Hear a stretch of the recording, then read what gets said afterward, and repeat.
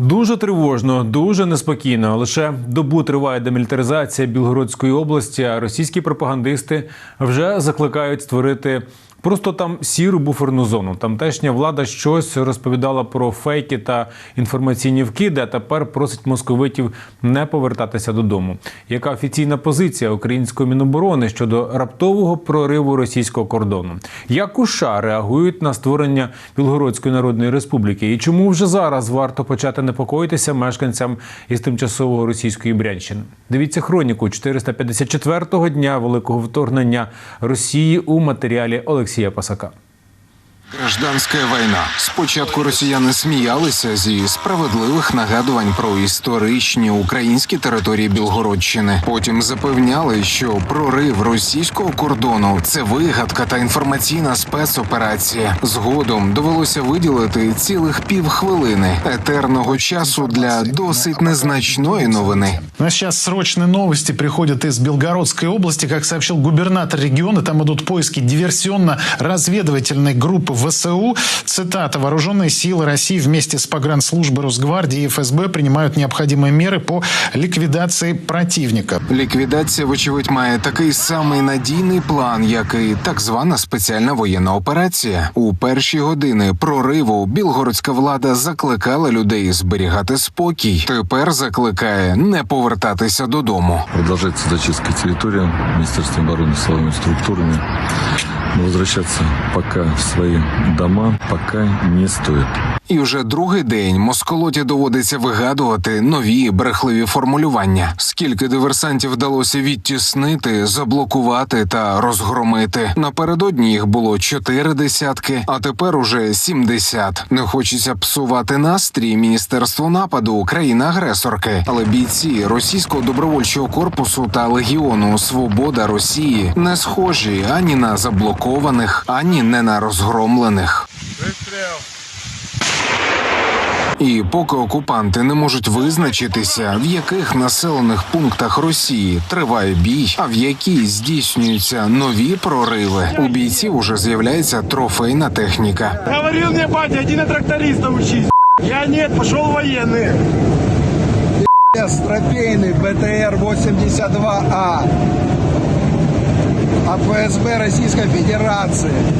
Російська Федерація як велетенський страус, і поки його шия стирчить глибоко у кремлівському піску, Путін хіба що може публічно розповідати про роль військових і вручати ордени, а через вуса Пєскова невпевнено повідомляти, що прорив кордону на Білгородщині – це не привід для скликання Радбезу. Імовірно, про це поговорять під час чергового засідання у п'ятницю. Тож у бійців РДК є час міцно окопатися на прикордонні. А російським пропагандистам є час запропонувати створити буферну зону чомусь на власній території. В связи с тем, что мы не создали буферную зону пограничную на территории противника, нужно создавать тогда внутри страны. Ничего в этом нет такого, вот абсолютно ничего. Справді нічогісінько не відбувається, ніякої паніки. Просто на тлі тривожної доби для білгородців якісь невідомі дрони прилітають в обласний центр та підривають будівлі силовиків.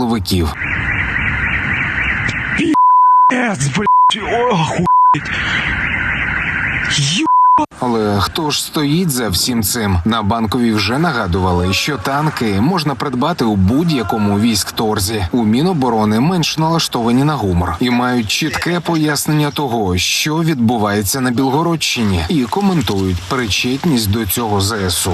Ми не ведемо війни на чужих територіях. Це патріоти Росії, наскільки ми розуміємо, люди, які повстали фактично проти путінського режиму. Тому що те, що робить Путін з Російською Федерацією, тим, що він з нами веде війну, звісно, що це викликає невдоволення у всіх свідомих росіян. І те, що для них зараз ганебно просто доставати свій паспорт, те, що вони соромляться в світі показати, що вони громадяни Росії, воно рано чи пізно повинно було призвести саме до того, що зараз відбувається на Білгородщині.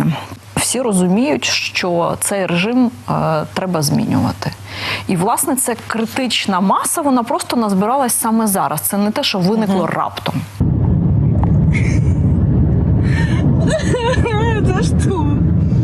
В Вочевидь, на це запитання не буде відповіді, поки пухлина Російської Федерації не зникне на континенті. І тривожні події вже коментують за океаном. У США зауважили, що хоча й не закликають до війни на російській території, водночас не вказуватимуть, яким має бути захист України. We have made very clear to the Ukrainians that we don't enable. Ми дуже чітко прояснили українцям, що ми не заохочуємо атаки за межами українських кордонів. Але я вважаю, що важливо нагадати світові, що саме Росія розпочала цю війну. Це Росія продовжує завдавати ударів по мирних жителях в Україні. Це Росія б'є по школах, лікарнях та цивільній інфраструктурі. Тому Україна має право вирішувати, як вона хоче проводити свої військові операції, і саме Росія – це агресор у цій війні.